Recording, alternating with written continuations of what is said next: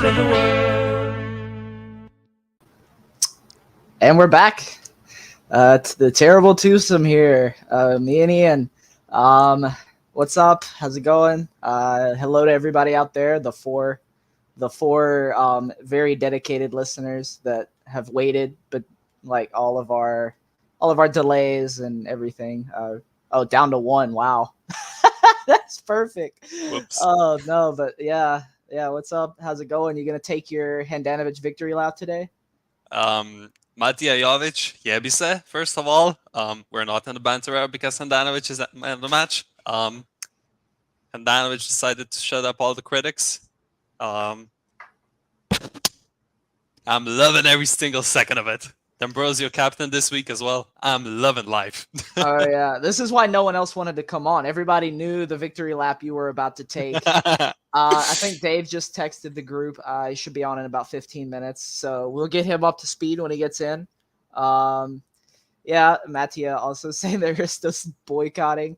No, Risto, that man goes on vacation more than like a millionaire. I swear to God, he's in Greece, I think, again on a beach. He sent us a pic and was like, "It's up to you guys to do an episode. Stay consistent." And I'm like, "Wow, we're gonna have to unionize against this guy." But no, we'll have to have him back next week or whenever we can because this is episode 99. Episode 100 is going to have to be big. We're going to have to do some fun stuff for that. But yeah, back to the football. It's been a minute. I don't think anybody really wanted to talk last weekend after a derby loss.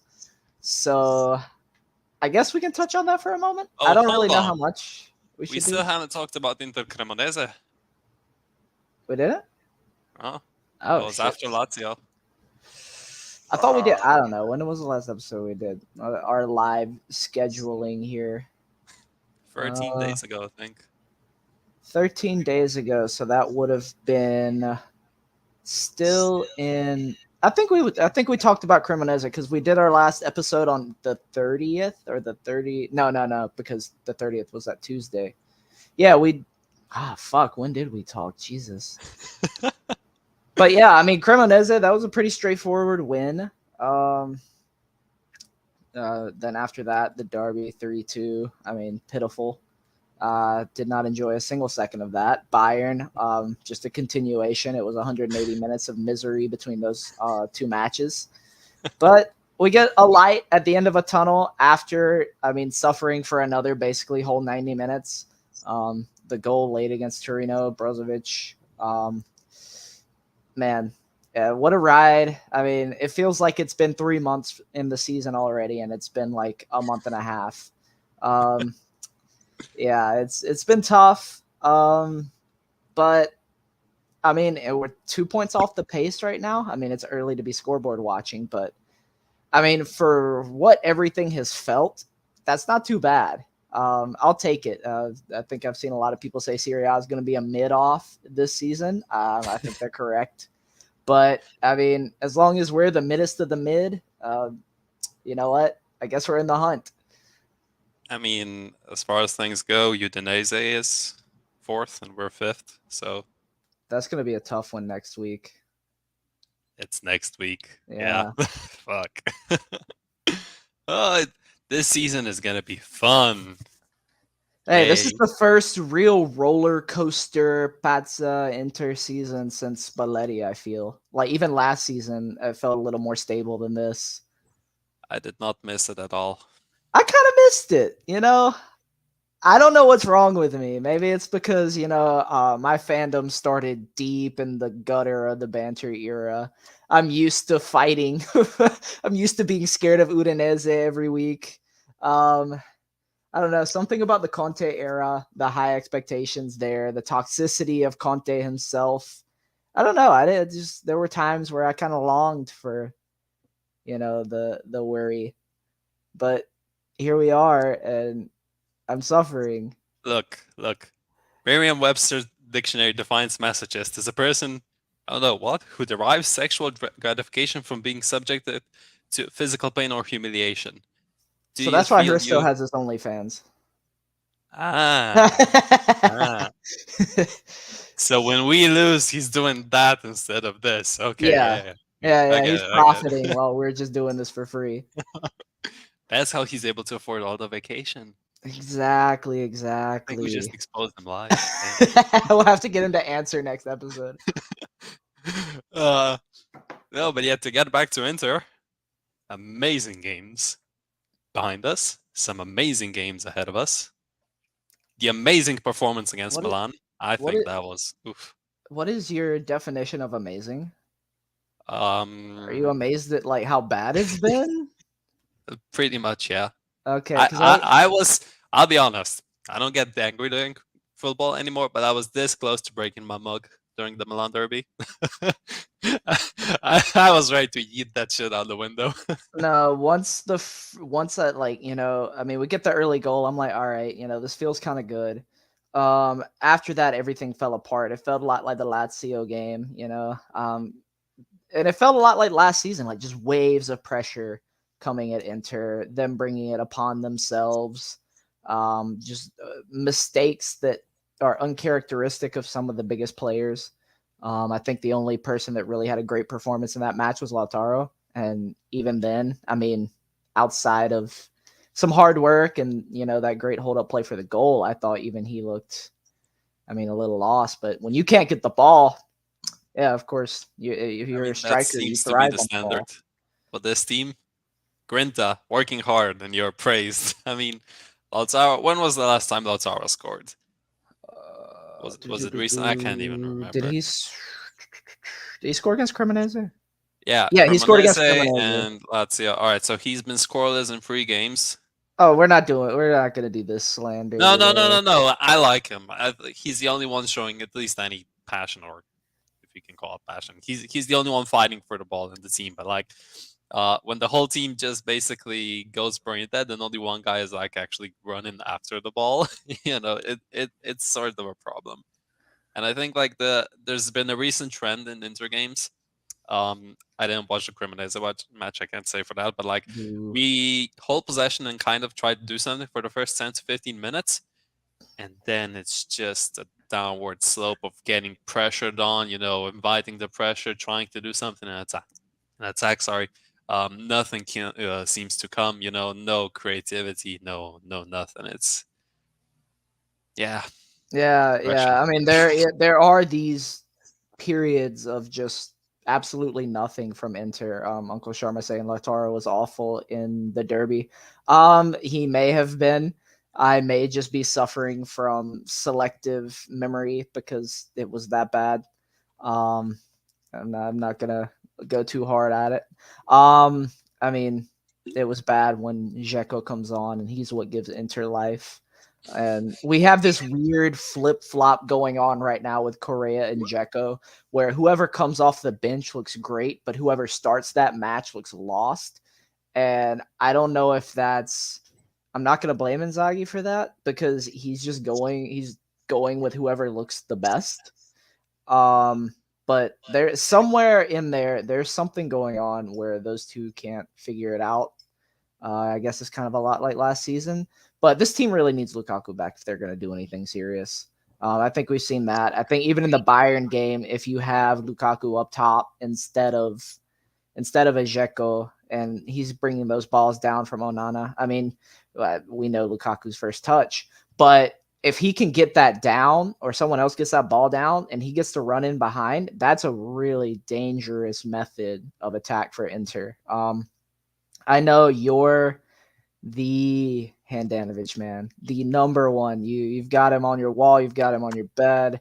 I mean, I'm sure your pillowcases are just his shirts. But how did you feel about Onana first match? All right, this is gonna be a hot take. I'm prepared to take some heat for this. I thought everyone was overpraising him, was doing too much just because it's not Handanovic. And saying, "Oh, Handanovic won't get that." I mean, the ball literally went at him, and he grabbed it like on the floor, like, huh. And oh my god, did you see what he did? Oh! Like that was Inter Twitter, I assume. When I was reading Reddit, Oh my god! Well, you're also another reading website. Reddit. No disrespect to any Reddit, any inter Reddit people that are listening. But yeah, It was a live match, Fred. I was bored. The game was boring. No, it wasn't because Ambrosia was captain. No, I think all right. Yeah, he showed some glimpses.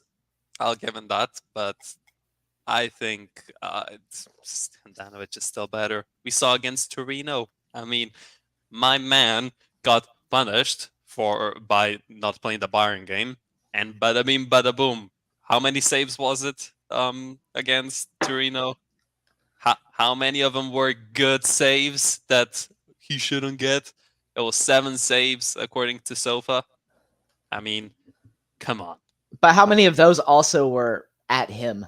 There were at least a couple that were at Handanovic as well. Yes, You know, they yes. both of them to me, like the save for Onana where he tips it over the crossbar or where he's diving low to his left. I think those two were, you know, semi good saves. I think Handanovic, I think he had about the same. I think there were a couple where you can maybe say, "Oh wow, like that is a good save," but a lot of them for both guys were saves that we're supposed to make, and that's how bad we're starving at the goalkeeping position. Where it doesn't matter who it is, but if they make a decent save, like we're having to have, all this discourse because we haven't had consistent goalkeeping for a season now, at least. Depending on who you talk to, it could be years back, depending on who you're talking to, who I'm talking to. There's never been a problem in goal. But yeah, Sharma, I he think agrees. Onana has the hype. Thank you, Sharma. Has the hype on his side and the visual appeal of doing acrobatic flashy saves, like when he jumps to get the ball when Handanovic would catch it, or just do this, and then The Onana would do laser eye it over, fucking right? backflip like a cat. It's I don't know. I thought okay, yeah, it was a decent performance by him. I mean, Bayern still scored two. The decision for him to run out for the first goal was a bit questionable on my end because we sure as hell know Handanovic wouldn't rush out because he's too fucking lazy. Um, but I don't know. Look, apparently management said that this one game, one goalkeeper, the other game with the other goalkeeper thing will not stick. So we're gonna see what's gonna happen. Will Onana become the goalkeeper I in think we're Cup? gonna see it for a little while. I think I think so. against Pulsen, I don't know if I'm pronouncing that right. I would ask for your tongue on that one. I don't know. I live 700 kilometers away. Oh, okay. I know you're all far off, but you might have a better hint at it than me. I But mean, I'm sure it's Victoria Pilsen, but okay, yeah. okay. I just want confirmation. Because my Southern American drawl can butcher a thing or two, a time or two. But I think we're gonna see Onana in that match. It's at home, which is good. I think he is. I think that's the right way to start him out. Maybe not Bayern. I mean, I think anyone who you put in there is going to give up two to Bayern with the way Inter is playing right now. But if you're at home and this is the supposedly weakest team in the group, I hate saying that because we know how that goes. I think this is the best way to get his feet warm. I think it's going to be a good match for him. And I think we're going to see that a lot like Juve are doing, where Perin is playing in the Champions League, plays in their Copa matches, and then Chesney is, in their league matches. I think we're going to see something like that until, one impresses over the other, or this gradual phasing out of Handanovic that could be happening, finishes. I don't know if that's even the case because Inzaghi, he was pretty. He didn't give too much in that post match after Bayern. Didn't really say much. Wasn't really impressed with anything Onana did. But I mean, we know he's a boring company man, so that could just be, his corporate speak. But I think we're gonna see a good mix, and it's gonna be something that we have to talk about on here about every week because it's gonna be one or the other until it is one or the other. But you know what? It'll make for some fodder. It'll be something to talk about. But I did enjoy Onana's distribution. I will give him that. I enjoyed the balls out of the back. Like I said, if they were to Lukaku, I think that's a real weapon. Um, but just whoever starts, if they can just keep the ball in front of them, that'll be great. I mean, the defense is part of that. I don't think the back three has been up to scratch yet this season. De Vrij looked completely lost in the derby. Didn't look too great against. No, he didn't play against Bayern. That was Skriniar in the middle. Um, but yeah, I think there's still a balance that needs to be made in the back three. I will say I don't like DeMarco on the left side of the back three. Um, I get what that role is, but if you have Bastoni, I don't know why you're starting him there. I know it's hard to keep his dead ball service out, but you still have Hakan there too. So I don't know. There's a lot of defensive stuff that I think needs to be worked out. This was a good first step. This is the first clean sheet of the year. No. Spezia. Oh yeah. No. Okay. Yeah. So second clean sheet of the season. First one against a bit of a better team. We know how Juric's teams are. I didn't think they were, too terribly threatening in this match. But yeah, what do you feel about the defense so far? Now that we've had some losses here and there to, really get some good and bad in there on them. I think, like Fabian Delph said it in the City documentary on Amazon a couple of years ago, you need to stick to the basics or whatever he said. That I'm sorry Or for all the whatever Finnish he people. said. I don't know, but it's like it seems like the most simple and basic stuff just gets fucked up. It's not like it's some kind of a killer through ball or something. It's like, again, let's say against Bayern, it's two defenders. I think it was, who was it? Was it D'Ambrosio and who was the right back?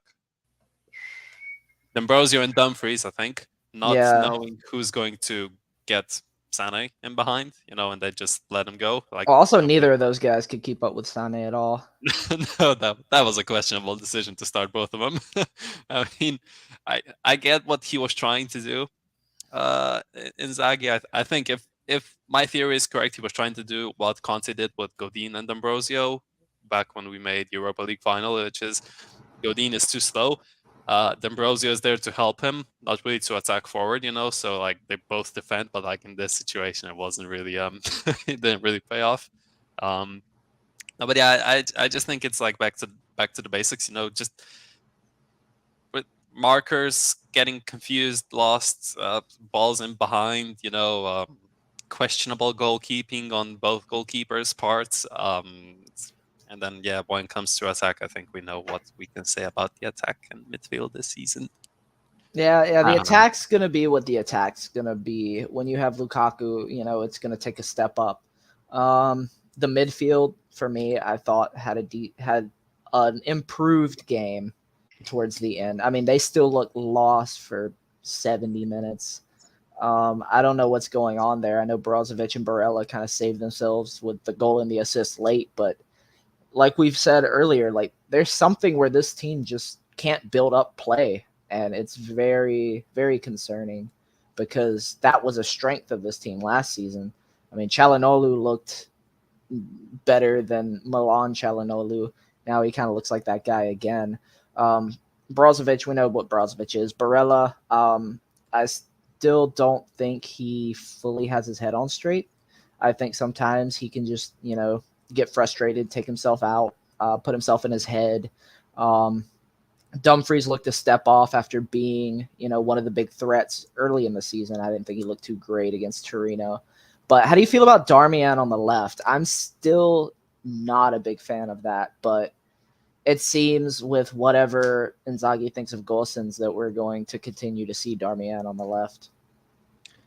I think Darmian against Torino did what we really expected a guy like Darmian to do against Torino, win his man duels, and that's pretty much it. I don't think he offered that much in attack. I could be wrong. I honestly can't remember that well what he did in attack. Maybe that's part of it, but I think as a whole the team is lost in attack. But yeah, I mean Darmian on the left was, when I saw the team sheet, that was really questionable. I was like, what is this man doing? Is he like trying to get fired as soon as possible, get the compensation money? But like in the end, I think it kind of worked out, to help. We got Hooray! Dave. What's up, fellas? What's up? What's up? Good to have you back. New kit, new drip. Hey, man, it came right on time, too, after Barella had an assist for us yesterday, and then came in the mail, so perfect timing. What's up, Ian? I see Mikey with the clean shave, but he kept the porn stash. Okay. Ooh wee. Yeah. If you say Mikey porn stash 3 times, Lord Figo will show up in the chat apparently. Nah. Those days are over. Those days are over. No, Um, but we were just talking. We've been talking recently, I guess, to get you up to speed. Darmian on the left is a left wing back option. How have you felt about it? I don't like it personally. Just I'll come out and say straight up, I don't like it, but I understand. It's been more of a necessity type of thing. It seems like Gosens, he's been struggling to pretty much get his confidence back, and he hasn't. Well, he doesn't seem to have Inzaghi's trust, because I thought after the Champions League, he got the start against Bayern. He was decent. I thought he would probably get the start against Torino to just give him a little more continuation, but he went right back to Darmian. And funny thing is, once things got a little tough towards the end and we needed a goal, what he did was he brought on DeMarco. He rather switched Darmian to the right. He did, and then he brought on DeMarco to play left wing back, and he didn't bring on Gosens till probably the 85th minute. So that's a clear sign of lack of confidence, or at least it was just like a desperation move. Like, okay, you know what? Let me just throw you in. Maybe you could win a header or something.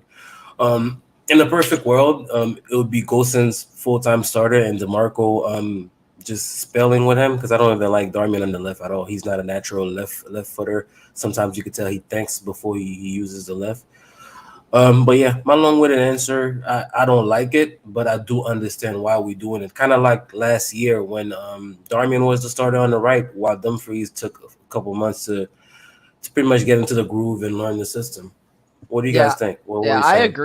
agree. That was kind of where I was gonna go. I mean, I get it, but he's not left-footed, so every time he brings in the ball, he's got his back to his man, so you can't break. There's no verticality. There's no speed. Yeah. I mean, it's not like we play a vertical game anyway, but Anyway, I don't know. I don't like it. I had set Ian up.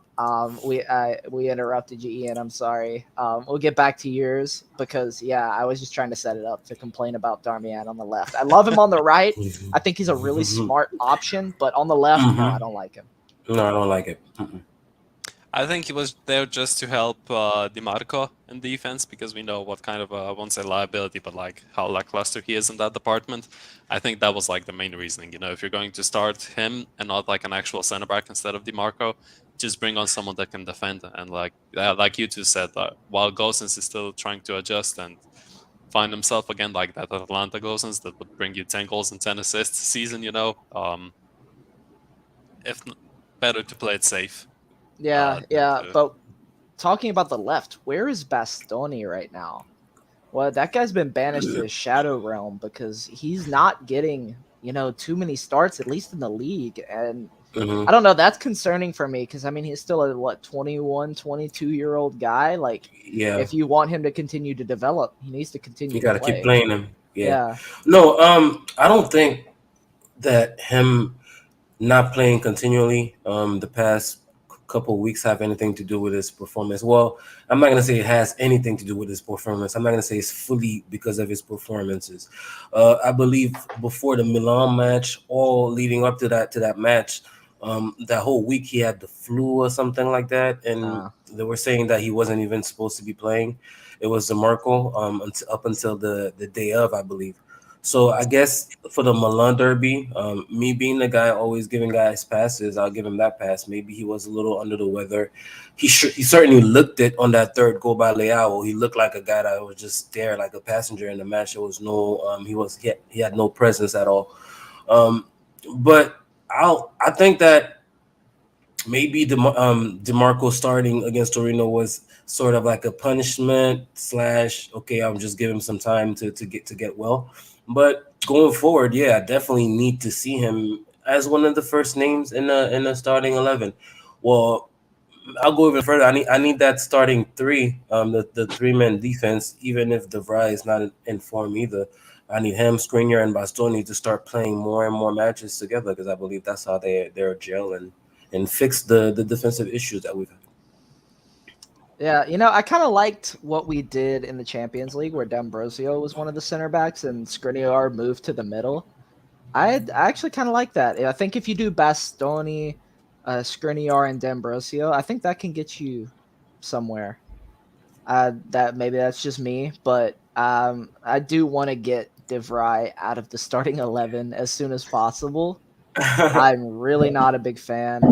I think he's verging on finished, if not already there. I don't know if it's something physical, if it's something mental, but he's made small steps.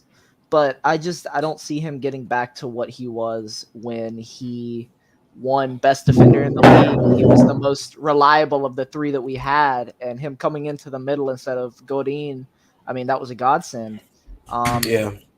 I just think he's far from that now. Well, Um, praise the what do Lord you that we think, Ian? already have his replacement on the bench. Which He one? came from Charity? Lazio Oh on a god. loan with an option to buy or whatever it is. I Praise the don't think he's Lord. gonna be that bad. Charity's Left gonna be foot of a fine. god. I mean, given how the defense, I mean, how our defense has started, our Turby doesn't really have much of a high bar to reach now. Now that he's coming into the squad, it's more of a don't fuck up and you're a hero type of thing right now. Looking at how well, even I mean, guys, let's be fair. Even Skriniar, he hasn't looked his best. Yeah. Against Torino yesterday, one of the best chances that they created was because Skriniar was doing some slide and he missed it, and the guy pretty much dribble. He's looked a little bit off pace. Um, I don't know, man. It's funny that we're doing this podcast in the moment. I wonder if it was the same like last year or the year before even because we for some reason looking at our schedules we've always been slow starters. I think Mikey, I think you mentioned that in one of the spaces, and I did pay attention to that. That's a very good shout. Yeah, it seems like we've always been slow starters. I don't know if that's what we're seeing right now. Like a lot of guys, we're trying to read what we're seeing. If it's just Inzaghi being a guy regressing, like it looked like, or is it the players are disinterested? Because some guys have even already accused them of losing the players, which I think is arsenal. But at the end of the day, I guess we just gotta wait and see with this run of matches. We already scrapped the match against a win against Torino. I don't want to say it, but the match against Victoria on Tuesday, it's a match that we should win as well. So let's continue the wins and then Udinese because I just saw them today. They're gonna be probably our toughest test in the season so far. No disrespect to Milan because they're in blistering form. I thought they were gonna lose to Sassuolo earlier, and then they just did a late comeback. So yeah, we have some tough games coming up, but if we still manage, we just beat Torino. If we beat Victoria on Friday and we beat Udinese on Sunday, it's suddenly a good little run of form, and I think we got a international break after that. So all of a sudden we're going to be feeling good about ourselves because we're going to be in international breaks, 3 matches on the bounce, Lukaku coming back into the squad, stuff like that. So I feel like if we can just hang on and get those 2 next wins, we should be fine. Yeah. Udinese, a noon kickoff at Udinese on a Sunday before an international break. That just sounds like It's a like drop script. points, yeah, Yeah, yeah. that's a Sounds like script drop written points. for the past decade where Yeah. that's dropped points. One of the only matches I can remember recently that kind of was that setting and a win was the Rafinha little bit era 2018. I think we won an early match in Udine. Hmm. I Yeah, remember yeah. Rafinha and Icardi show, but I don't think we played them early since then.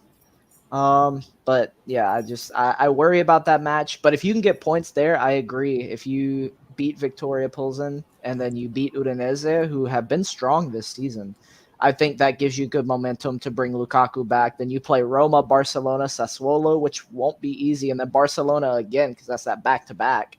Mhm.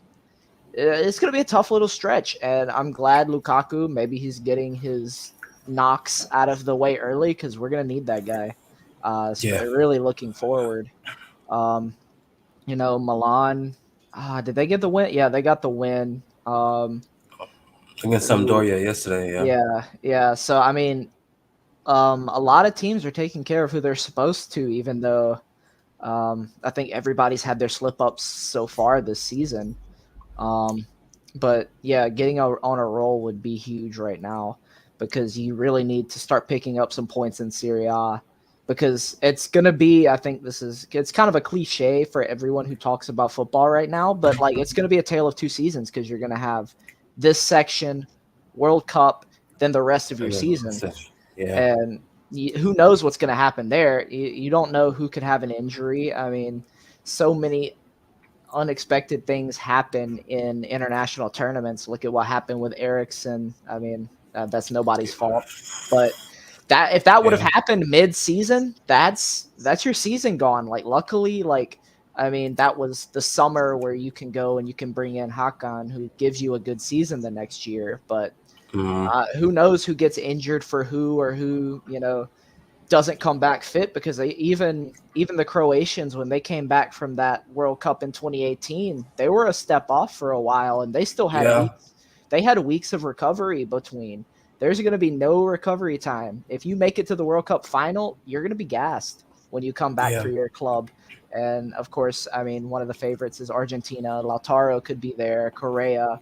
I mean, Correa's probably yeah. going to ride the bench, but I think that's a very good point. And even further, looking at our starting 11 or even our squad in general, we have a lot of guys going to the World Cup. I was comparing our squad to Milan's earlier this week and realized that Milan have a lot of young guys that if they do go to the World Cup, they're probably not expected to be starters. Also, it's not going to be an issue like Leao, for example. He's not a starter for Portugal. Theo Hernandez, their best player, he's not a starter for France. Giroud, he's not a starter. You know, I'm not sure who on their team is even going to be playing a major role in the World Cup. I don't think they have any. Mike Magnan, he's a backup. Tomori, if he even gets a call up. Kalulu doesn't get called up. Calabria is Italian, so he's not going anywhere. Yeah, now that I just mentioned it, I don't think Milan have any player or any players that are expected to be playing a big part in their I guess Dest, but that doesn't really matter. I mean, that's the I guess US. They're yeah, not going deep. I mean, that's my yeah. country, but they're not going deep. Looking at their But he's not squad. even a starter for them anyway. Yeah, yeah. What about Bakayoko? I mean, he's already a sub anyway. Yeah, Did they Tonali's not keep him? gonna have Because to I worry remember about. they were trying to get rid of him. Yeah, That's he's how still there. He was on the I said bench that. yesterday. De Okay, Ketelaere, I don't think he he's not plays starting for. for Yeah, he doesn't play for Belgium. Belgium. I mean, yeah, how are you Mm-mm. going to get in that Belgium midfield? Um, but yeah, that's a scary thing Yeah. for them. Meanwhile, if we want to compare it to ours, we have Lukaku that's going to be playing a main role. Lautaro is going to be running around all over the place for Messi. Um, Dumfries, Barella, Dumfries, big role. Brozovic, Hakan's not going anywhere. I don't know if Gosens Skriniar, is going Skriniar. Did to. Slovakia? I mean, Slovakia Slovenia. didn't make it. That slipped my Mhm. bad. De Vrij will go. I mean, who knows what that's going to be. I mean, up until now, he's been the Dutch manager's preference over the league. And the league's not even doing that much better. In Germany, I saw yesterday he apparently got cooked in the German league. So I think the Vrij's probably going to be the starter along with Van Dijk. So yeah, out of our starting 11, how many did we just name? Six players, That's yeah, seven one, at least. 2, 3, 4, 5, 5. Five. And if you count Korea on the bench, so that's six players that we're gonna have going to the World Cup. Yeah. Golsons, I guess, will go with Germany. He featured pretty heavily with the Germans in the Euros. Well, but they didn't call him recently. They didn't call him for Yeah. their Nations League or whatever. So I guess that's a warning shot that he needs to be playing so he can get back into the side. But yeah, I guess that's one of the curses of having those players. Like, yeah, we have world-renowned players. Hey, now all the players are pretty much going to be going to the World Cup, and they're probably going to be halfway dead by the time they come back. It sucks that we may have to root against them to make sure they don't go too far into the World Cup, but I think Lautaro and Lukaku got a very good chance of going pretty far in the tournament. Personally, Yeah, yeah. Look for a Belgium Argentina final, just because we said it now.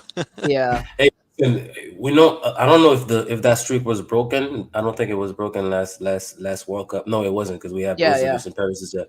But we've had a player in every World Cup final since I think 1982 or 86 World Cup. So yeah. hey, listen, We're on that run. It's us and Bayern that have a player in hmm every single World Cup every since, final. right? Yeah, yeah. Every World Hmm Cup final.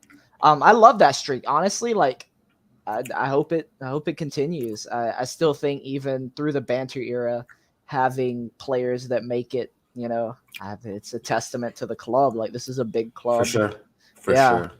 Hristo says he's going to be back for episode 100. That's next episode. He says he's going to be back next week. He says he's on holiday. Yeah, we covered that. He goes on holiday more than a billionaire. But Yeah, I know. I mean, maybe Risto should buy the club. Like he seems like he has the money for it because oh, that boy's okay. traveling all the time. We have some Hristo thoughts. He's probably drunk on a beach somewhere. He says Onana In was Greece, right? decent. Yeah, yeah, in Greece again. Onana was decent. We've been derived to good saves for the past 10 years. That runs pretty counter to what Ian was just saying. Yeah, Ian took his victory lap already before anyone else was on, so I see. everyone has been spared. He couldn't help himself. But yeah, Ian, I can't say anything. Yesterday, your boy Handanovic, your countryman, he reacted very well, and we saw flashes of the player that he had been for Inter for most of his career until he fell off the cliff the last 2 seasons. But as for Onana, I feel like he did very well. Like Risto said, he did very well in the Champions League. We conceded 2 goals that I feel like we would have conceded with whoever in the goal. But maybe Handanovic seeing Onana put in that performance kind of lit a fire under his ass, and we saw he was even more vocal to his defense yesterday. Um, Hey, me personally, I've been very vocal. I'm like Onana in. I want Onana starting all matches. He's the future. Handanovic is on his way down. But if Onanovic is pretty much clinging on to his spot with performances like these, we're only gonna benefit from it. So, hey, so be it. I'll Yeah, I wait mean, to see Onana Look, as our number one. look, look. Poke the dragon, and this is what you get. I mean, come on, come on. Seven being saves, vocal. Is that how the saying ma- goes? man of the That's match. how Ian's saying goes. I I think that's mean, a Lord of the Rings. I mean, I that's mean, a Game look, of Thrones saying. look. The saves were amazing. Sure or not, I would have gotten some, but still, Handanovic the goat in my eyes, anyway.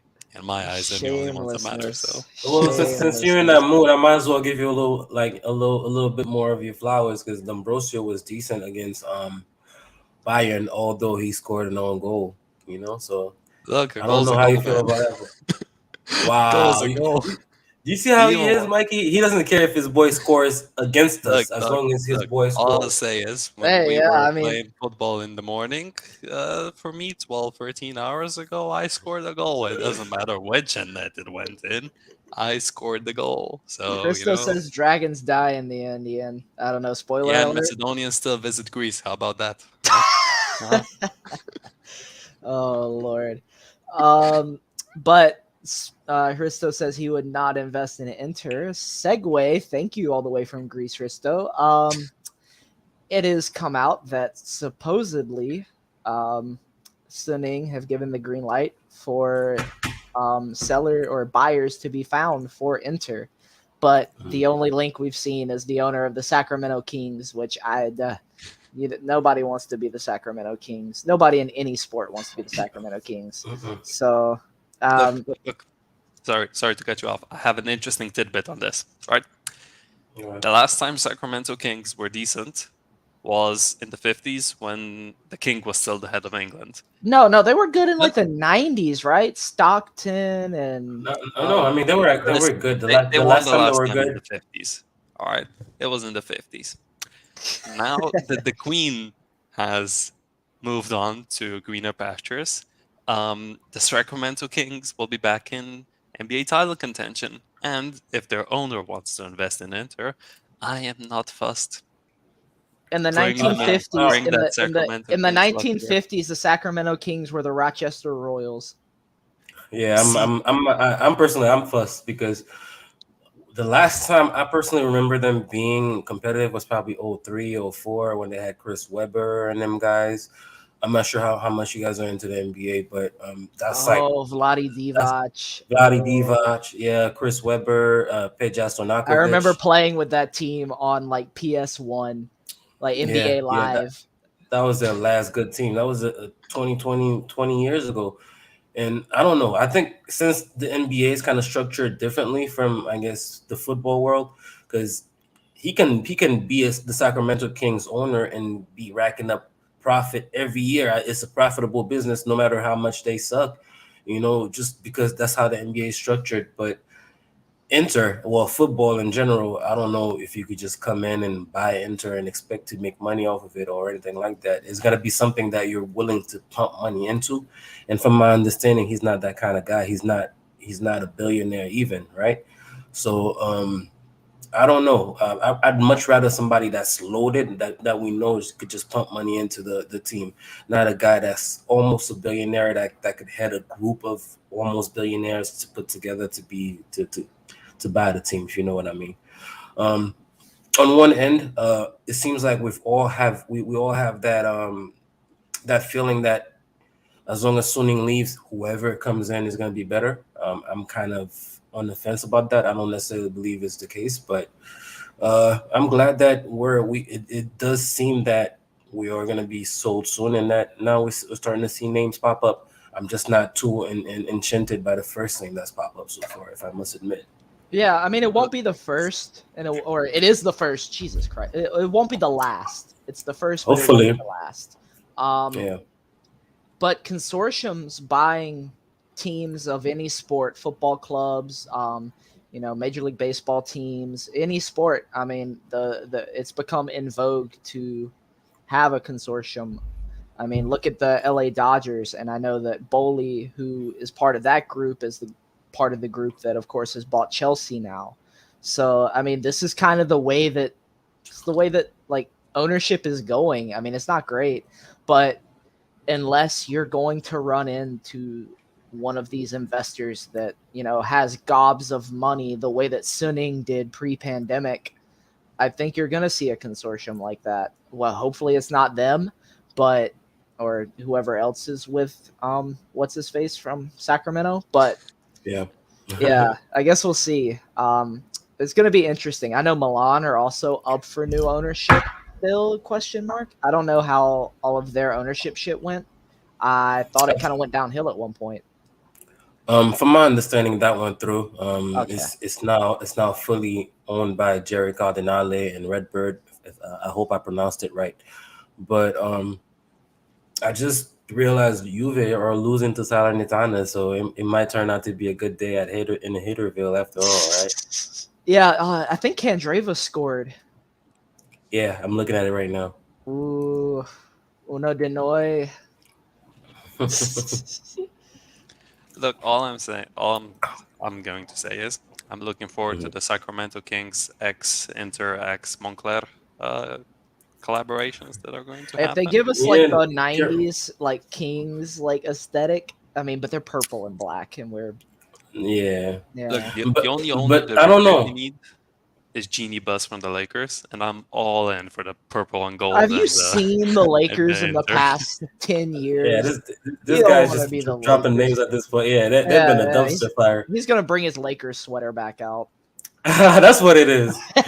But I don't know, man. I'm really really on the fence about this guy because on one end, again, like it doesn't make sense for him to just come in and buy the club and just not do anything, because just the way the system is, the Italian system, the Italian football system is just not profitable. We're running out of all those big clubs are running out of deficit. So you already know going forward you're not buying a profitable asset. So it really interests me what his plans would be for Inter. I understand why you would be interested in buying Chelsea. This is a Premier League franchise. You it's a cash cow.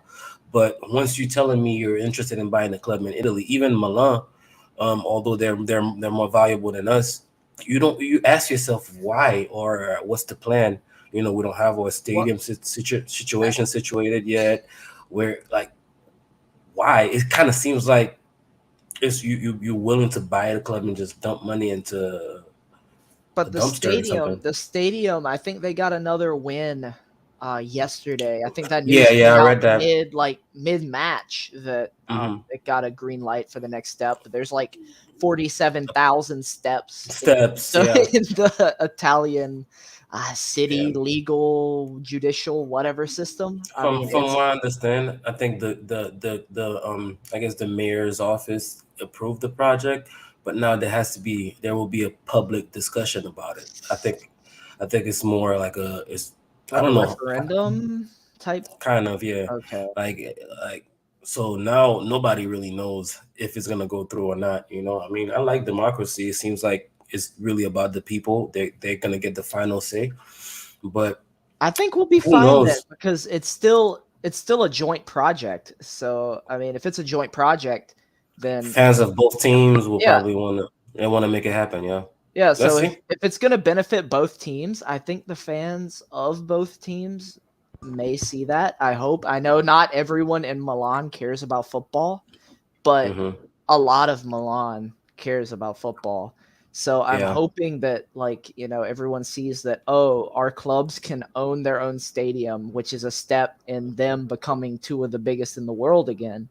I mean, yeah. that's also good for the city of Milan. I sound like one of these fucking American owners that gets the city to pay for 3/4 of a $3 billion stadium, but I do That's think. that. Oh, go ahead. I'm sorry. That was gonna be my next question. Like I'm ashamed. I need to know much more about this situation. I know for sure.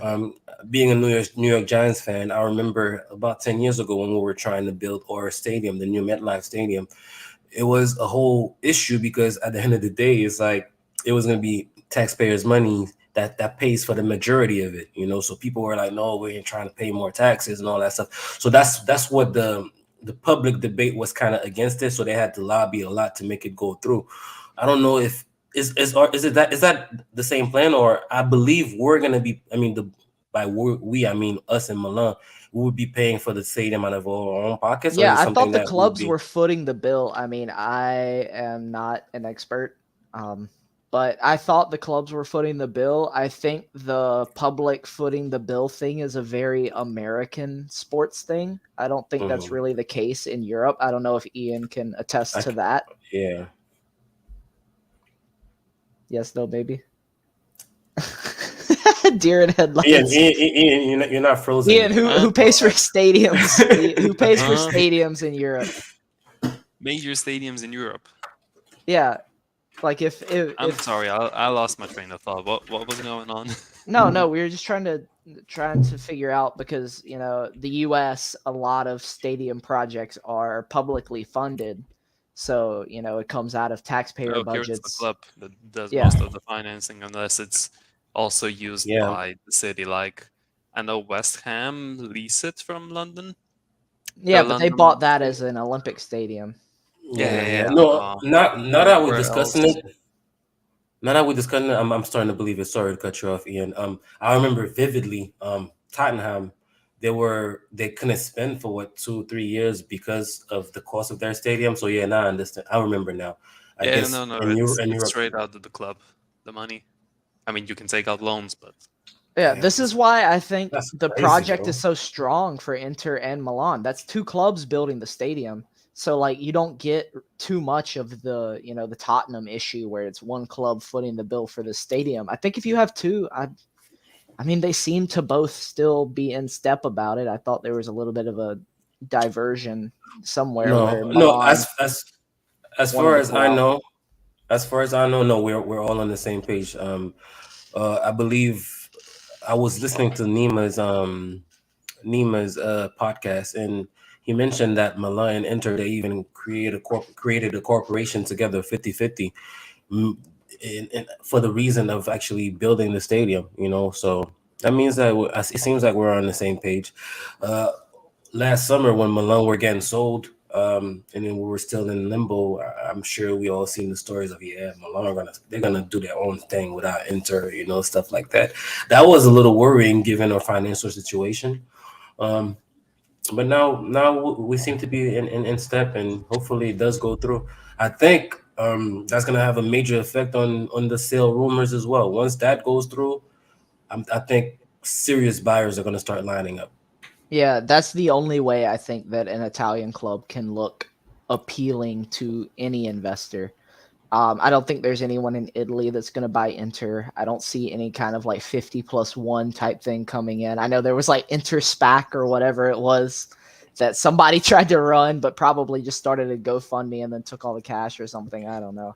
But I mean, we see the issues that Comiso at Fiorentina is going through trying to get something done with that stadium.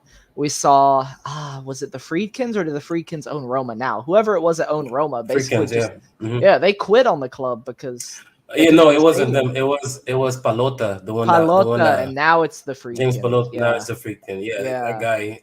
That's one thing I enjoyed about Palota. Well, I guess that's kind of the Italian American owners in the league because Comiso's kind of the same way. Palota was the kind of guy where he would come out and tell you exactly what's going on. Like, hey, I've done everything I could, blah blah. Now the bureaucracy is this, is that. They're giving me a hard time, so fuck it. That's pretty much what he said. Like I invested this amount in the club, I invested that amount. I can't even get a stadium built because of bullshit politics. So fuck it, I'm out. You know, I don't know. Hopefully it does go through, man. Hopefully, because I'm tired. I'm sure you guys are as well. I'm tired of every summer where we have to start being like guys that decide, okay, you know what, which of my favorite toys would I much rather lose? Which one of my favorite toys do I love the least?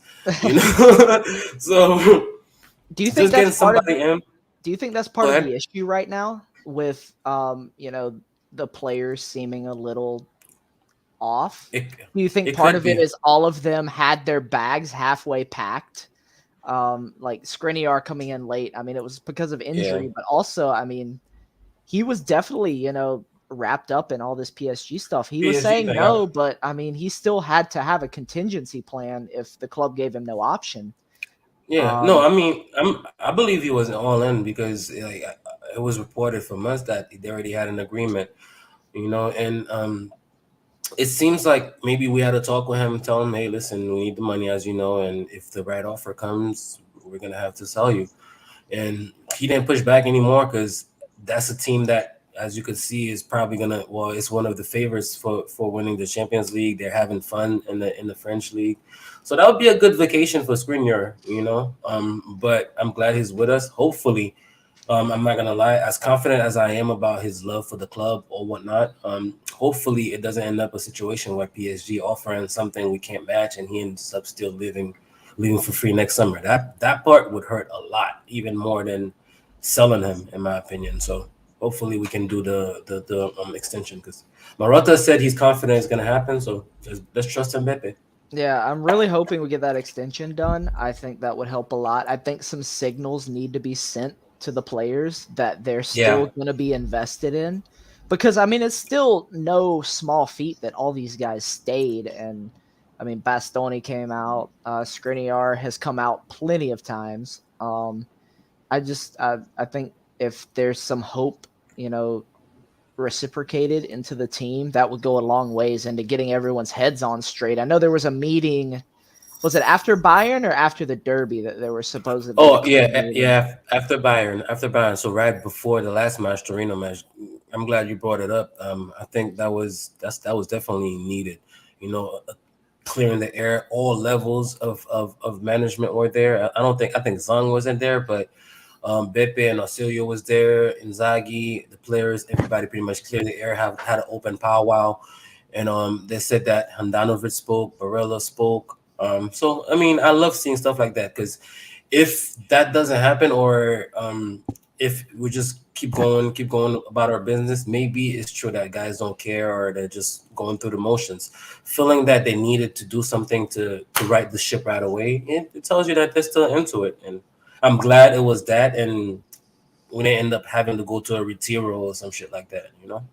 Yeah, yeah. I mean, we saw, I mean, plenty of times in the Icardi era where you'd get to this point and there may be a meeting, but it's an absolute meltdown.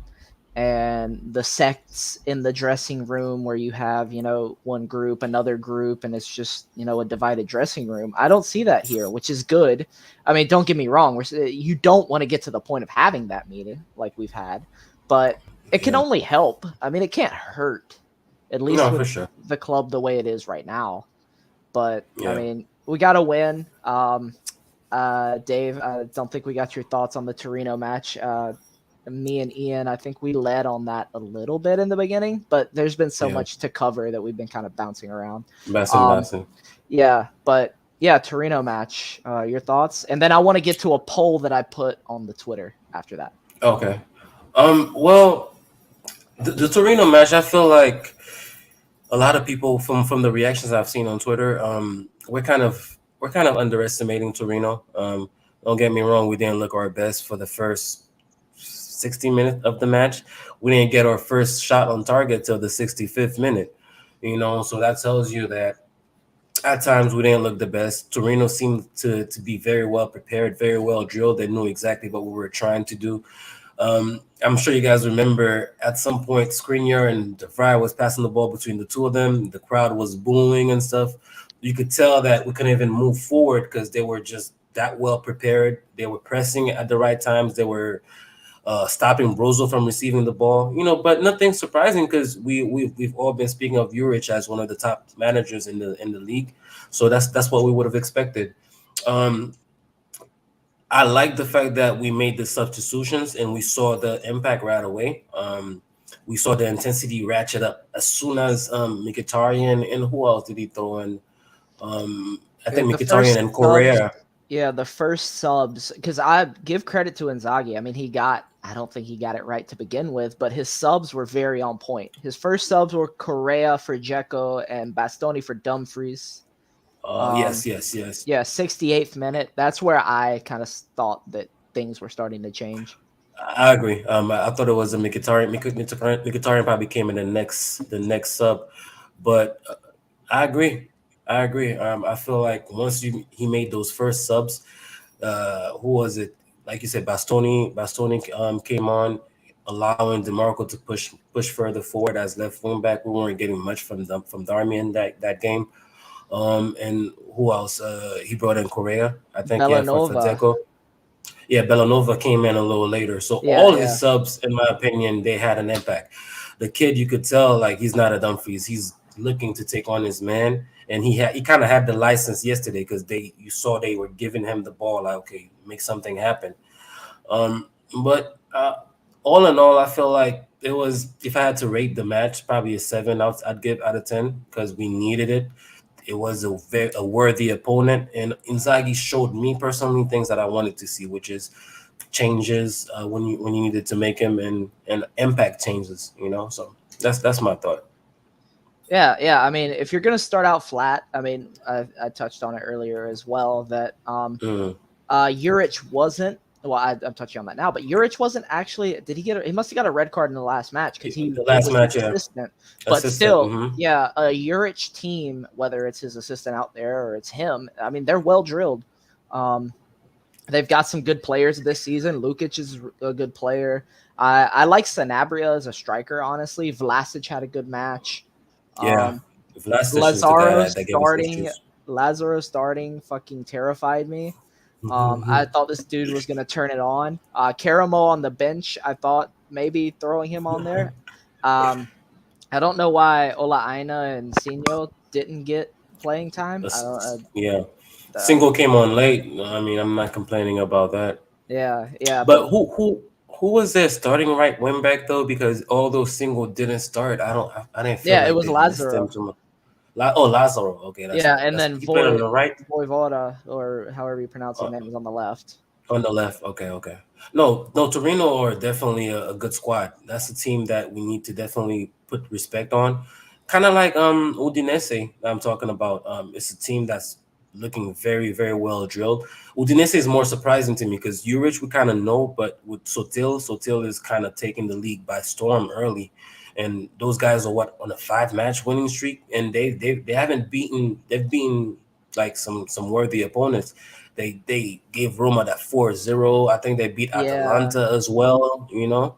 So yeah, it's gonna be a match that I'd be happy if we it's at Udine, right? No, it's a yeah, yeah, it is No, actually. It's it's at Yeah. it's away.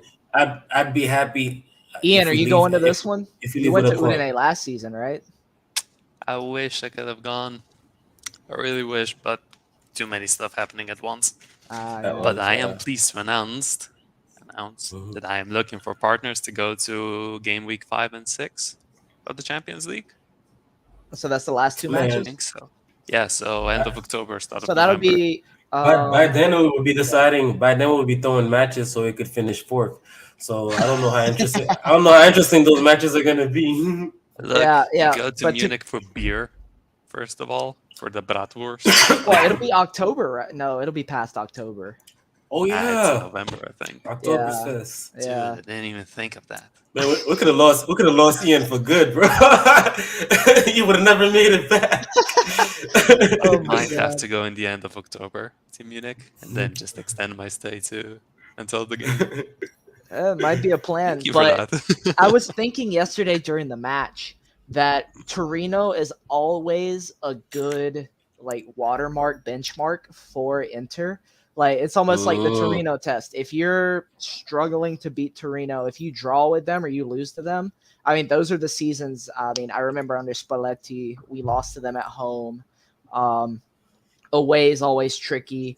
Um, yeah, Even before then, I remember the usual season ender was drawing or losing away to Torino in to like Torino. March. Yeah, Yeah. yeah, So if you can get past Torino, it's usually it bodes well for your season. It means because they're always solidly mid-table. They're usually a prickly side. If you can get past them, you're usually you're doing all right. And if you have problems with Torino, there's or you're having issues with your season. yeah. Um, I don't know why, but I just see Udinese as so much like Torino. I I see see them them as so more much. honestly. You think so? Yeah, More this Udinese? this I Udinese. mean, currently, yeah, I'd give you that. Currently, they're definitely a more dangerous side. They look exciting. They're beating teams by three goals, scoring 4 goals, stuff like that. But I feel like at the end of the day, I would expect Juric to be ahead of Udinese. That's probably why I feel like they're equals in general. But they both run the same formation 3-4-1-2 or 3-4-2-1, I believe. It's going to be the same kind of challenge, in my opinion. Physical side that can match us, and that's going to be well drilled. So the more I think about it, the more worried I am about that match. So hopefully we can walk all over Victoria on Tuesday, so we can be well prepared and ready for Udinese because that's going to be a tough one. Yeah, I mean Udinese. You have Udoji on the left. I mean interlinked, which never helps. Yeah, yeah, He's now a Conte, product. He's going to be there next season, all yeah. likelihood, because he's had a great start to the season. De Mm-hmm. Lefeu, we know who he is. I mean, he's very Uh huh. fast. That could be a problem for our back line. Mm-hmm. Isaac Success has had some decent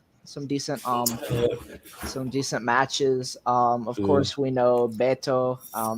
That guy, he's not the most aesthetically pleasing, but I mean, he's a goal He scorer. seems to be effective. Yeah. Yeah. If you ask David on Twitter, he's the best player in the world again. So Yeah, yeah. Our guy David McFarland. I mean, this is his team, other than He has anything. a Beto guy. Yeah, I mean Yeah. he's definitely a Beto guy. Yeah. Bacal's been good for them in defense. Silvestri's a decent goalkeeper. That's a tough one. We'll see what happens. Um, Mm-hmm. But yeah, is there anything else you guys want to cover? We didn't really get any questions today. Yeah, Chat that's what I was gonna predictably say. dead. If we want to scan the comments, I see too much Risto, so I really don't want. I did see All I see is the Geo Risto. Geo here saying he was going to be watching the UCL game in class. I actually watched. I think it was Cremonese. I watched at work, and I was getting. It was the first time I've watched a match at work, and everyone was very confused. I got a lot of looks, but I mean, you got to do what you got to do. I was Well, still you were still at your getting my desk work done. with your TV. I had laptop over here. I had everything, all my work stuff, and then I had phone propped up with the match on. But I was still productive. I was doing what I had to Yeah, do. so nobody can tell you anything. Yeah, You're yeah. right. No one can really tell me anything. My boss wasn't there, so watch my match. No shame, As no you shame should. in that game. Nah, but I As can't, you I can't should. do it. I did that a lot last year, like watching UCL matches in class because usually I'm in class on Wednesday or Tuesday afternoons, 2 p.m., 3 p.m. around that time. In America, that's around the time the matches are. So I, I can't do it because like I find myself I can't focus in class. I'm having reactions and stuff. I Oh have yeah, guys have to look at me like, "What's wrong with breaking you?" things, breaking things, throwing shit. I really have to be at home. Like I don't even like when my fiance is here. Like when I'm watching the game, like because Oh yeah, it's yeah, yeah. it's straight Watching the prime. game. It's primal Dave. Like what the fuck you doing? No, I get the same things. Yeah, when my girlfriend's home, I feel bad. I have to really try to tone it down because she'll be like, "It's just a game," and I'm like, "You don't get it." But then like Yes, afterwards, and, I'm like, "Yeah, I know I look bro, like an idiot, but like, just bro, you give me don't get this it, bro. Like yeah, the just give me these worst 2 hours." thing the worst thing is when Inter are losing, right? And then my fiance walks by, she sees it on my face, she looks up the score, and then she wants to say something like, "I'm sure they'll come back anyway," or something like that. Like, just Hey, just, at least you just get shut that. At least up. you get that. Yeah, No, but sometimes you could tell she's just patronizing me to make me yeah. feel better because I'm telling you, this team it just ruins my mood. Like, oh, I'm sure they'll come back. But yeah, I wanted to check the comments. I see Risto took over. Oh, Sharma. Oh, Sharma. I don't know if we gave him a shout out. Shout out to Sharma. He was on the Inter official Twitch. Yeah, I yeah. missed that, but it's so cool, man. Seeing one of us really make it to get in contact with the club itself. It's the direct contact with the club. I think to me that's pretty neat, and it couldn't happen to a nicer guy, you know. Although ever since he made it to Twitch, he's been defending the club. I can't criticize Inzaghi anymore. I can't criticize players. He's become a company man. But You're congrats, saying Sharma. they bought We're his proud of you, bro. loyalty. Of course, I'm proud of you, Sharma. Yeah, yeah. I mean, shout out to Sharma. I made sure to put a spot on the BOTW Twitter, which if you don't follow at BOTW Pod, I'm doing Ian's bit. Um, but yeah, I mean, really cool. I also missed it. It was middle of the day. I was at work. But really awesome. Couldn't, yeah, like you said, couldn't have happened to a better guy. Bro, We got to get him on bro, here soon to talk about maybe some behind the scenes of how all that happened. I think that'd be a cool conversation. Juve just gave up a penalty. Bremer. Oh So no. it Oh might be no. down 2-0. All right, let's not log off until I see the result.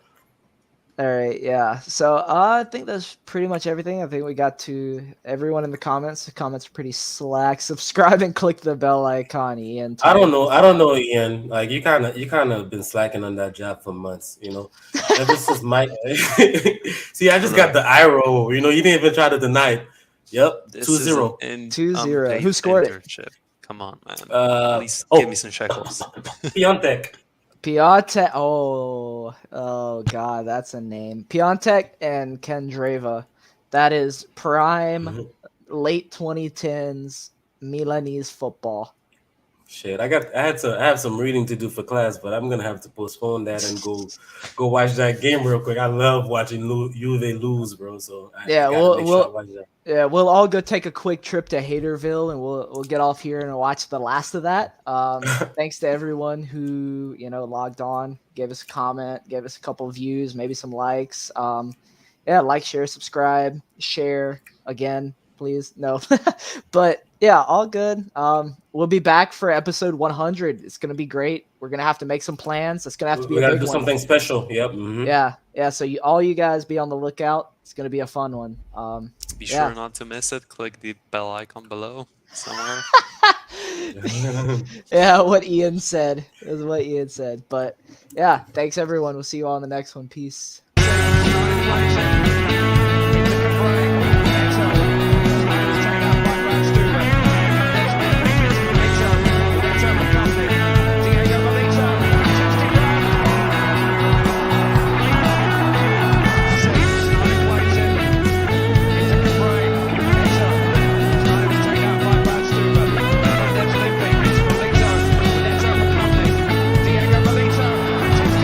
Brothers and sisters of the world.